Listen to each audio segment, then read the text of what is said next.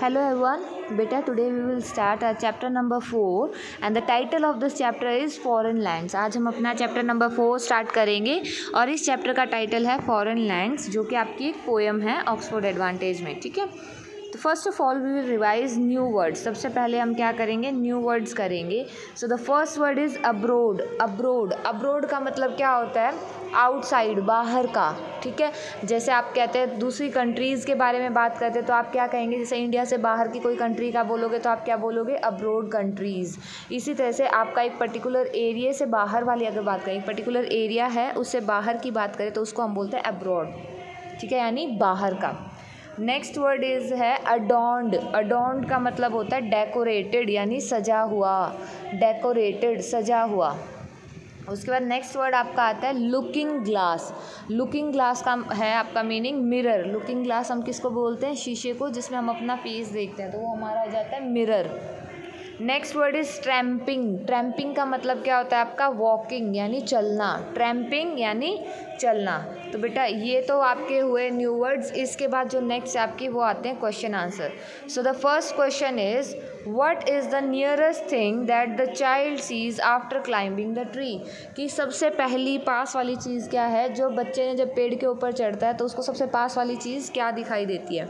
तो बेटा जब हमने चैप्टर रीड आउट किया था तो हमने क्या जाना था कि उसको बिल्कुल पेड़ पे चढ़ते ही, क्लाइंब करने के जस्ट बाद उसको अपने पड़ोस वाला गार्डन दिखाई देता है, नेक्स्ट डोर गार्डन दिखाई देता है, और जिसमें बहुत सुंदर सुंदर फूल लगे हुए होते हैं। तो आप क्या बोलोगे, the nearest thing is the next door garden. कि जो सबसे पास वाली चीज़ थी वो क्या थी, नेक्स्ट डोर गार्डन, यानी अगले ही मकान का बगीचा।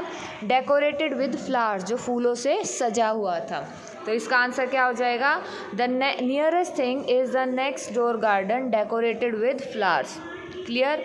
अब क्वेश्चन नंबर 2 देखेंगे। The girl says that the river is the sky's looking glass, Y.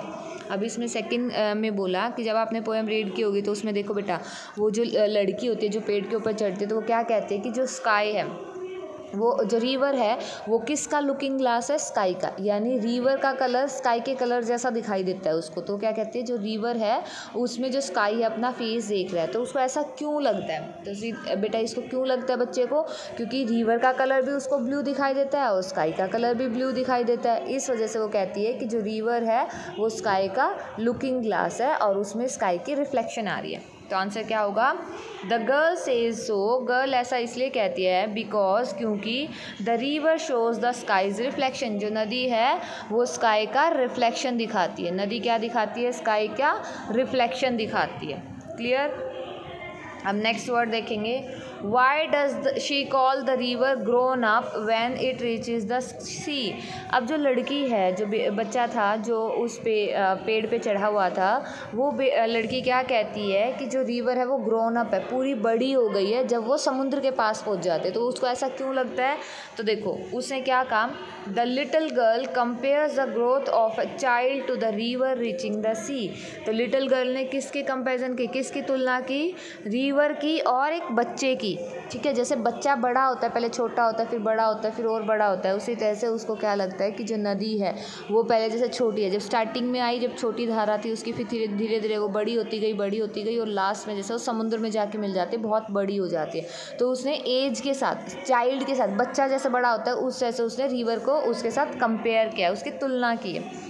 तो क्या लिखेंगे, the little child compares the growth of a child with to the river reaching the sea. कि उसने एक बच्चे की ग्रोथ को रिवर के साथ कंपेयर किया है।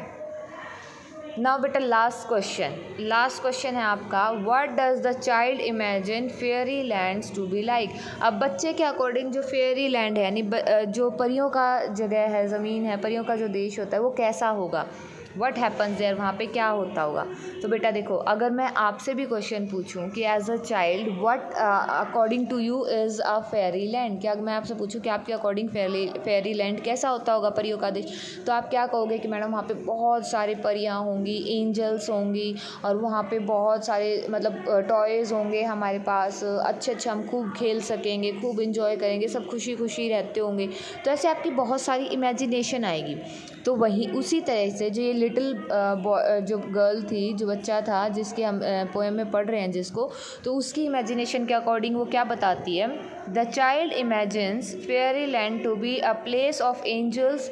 तो जो बच्चा है वो क्या इमेजिन करता है कि जो फेयरी लैंड है वो एंजल्स का क्या है, लैंड है, ज़मीन है, यानी वहाँ पे परियाँ और जो परी रहते हैं ये वहाँ पे रहते हैं। एंड फील्ड्स ऑफ फ्लावर, वहाँ पे बहुत सारे फूल होते हैं।